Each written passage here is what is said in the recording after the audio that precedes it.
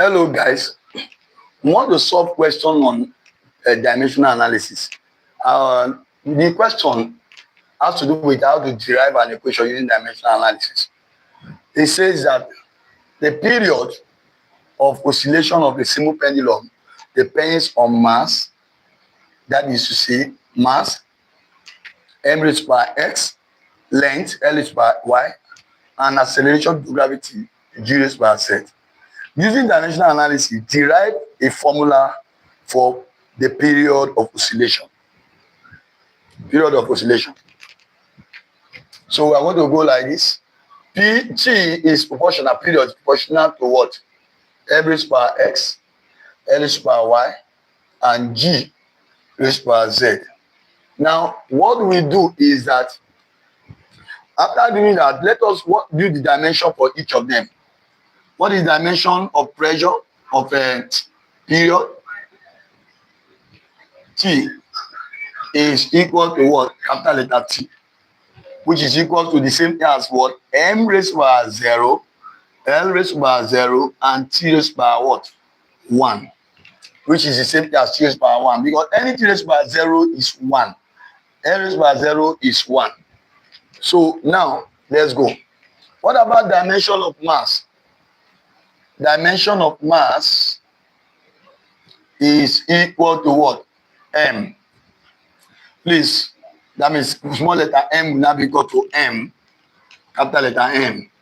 So don't forget dimension, mass is measured in kilogram. What about dimension of length? L, small letter L, is equal to capital letter L. That is dimension of L. Then what about dimension of acceleration due to gravity? Due to gravity. Now, what is that one saying? The dimension of acceleration due to gravity is more or less like what? LC minus 2. Now, don't forget to know your dimension very well. Go and watch our video on dimensional analysis, equation of dimension, and get all those things. Now, what about the what? We have gotten the three of them now.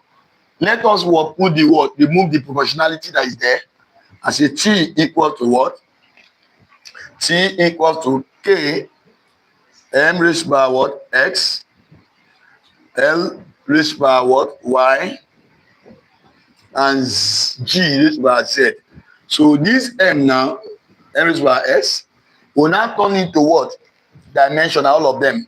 Now the period now be M raised by 0, L raised by 0, and T raised by 1 equal to what? Forget about the constant because dimension cannot analyze that for you.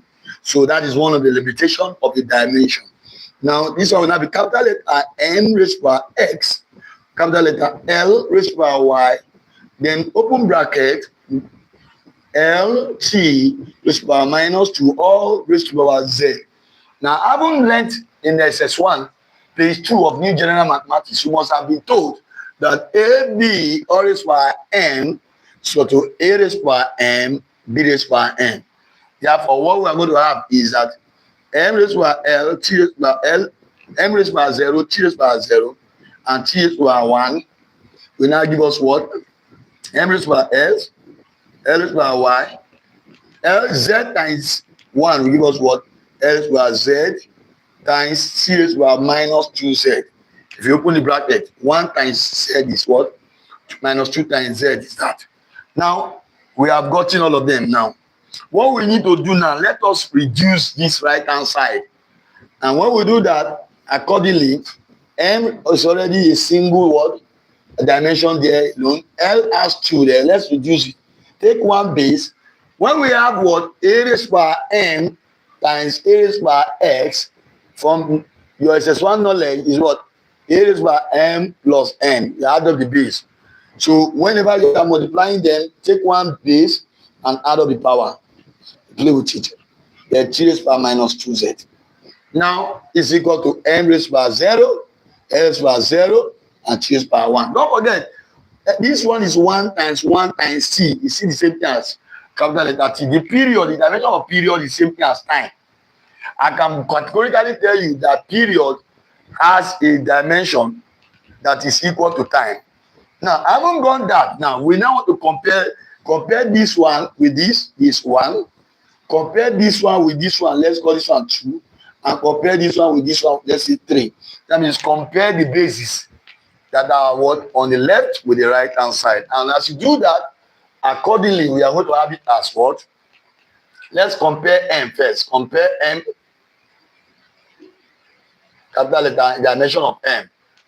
That means the mass, rather. That M raised by 0 equal to M raised by X. That means this one equates this. S equals to what? 0. Now we'll play with the second one. L, we're comparing what? Compare M. Now, compare L, rather. So we have L raised by 0 is equals to what? L raised by what? S plus Y. We play with it. Now, what do we have? We have 0 equal to what? S plus Y. Let's call this one equation 1 and let's see what happened. For the last one, compare the one L. Compare T. Now, what we are going to do lastly is to what? When you compare T, you will have T raised by 1 equal to T raised by what? Minus 2Z. And when you do that, what you do is that this one will cancel each other. 1 equals to what? Minus 2Z. Minus, that means you're comparing T and now. Last one. So Z will now be equal to what? The Bible said by what? Minus 2. So our answer will be what? Minus 1 over 2. Because this one will cancel this to make Z stand alone. Now let's go. Let's put it in our equation what? Equation, okay, let me see. I think we mixed something there. Y plus Z. It should be Y plus Z. Y plus Z. Excellent. Excellent. Y plus Z. Sorry for that. Y plus Z.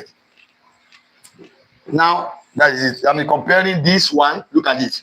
Y plus Z with what? This one. So, we have that. Now, substitute what?